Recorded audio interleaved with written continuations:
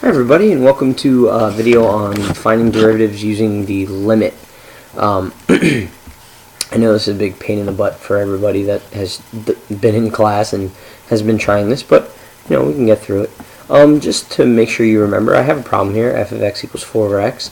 I chose a harder one just because at this point I think the easier ones would be a little bit too simple to show on here and a little bit of a waste of time because I think you guys know all of it.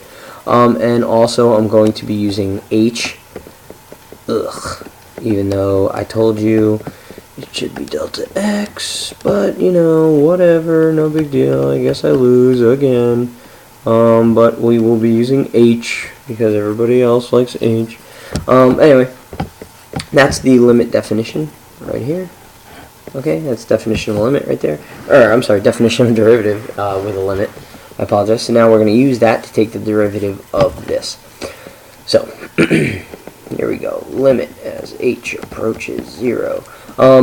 As I said, the hardest part is figuring out what to do first.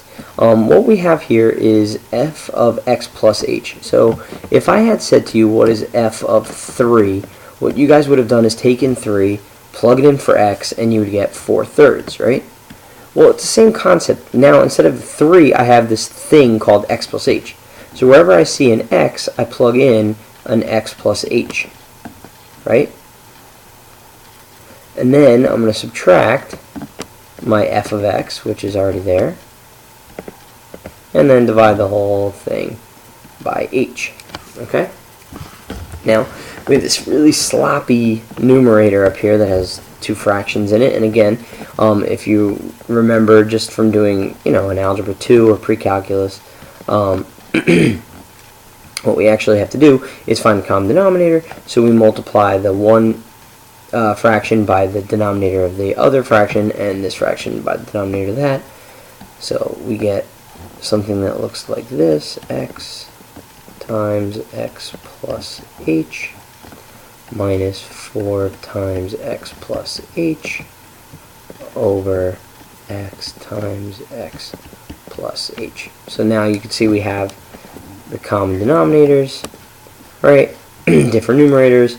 We can multiply that out and then combine numerators, so we get limit as h approaches 0 of 4x minus 4x minus 4h all over x plus h all over h. Why is it negative 4x negative 4h?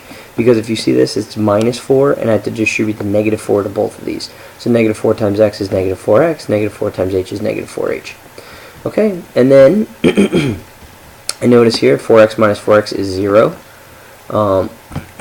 So I'm going to continue as h approaches 0. I have negative 4h over x times x plus h. And then you notice I have a fraction on top of a fraction. It's the same thing as multiplying by 1 over the denominator, the lowest, the biggest denominator here. So if you notice, I have negative 4h in the numerator, I have an h in the denominator, like that, with multiplication going on, so I am allowed to cancel. That is totally legal.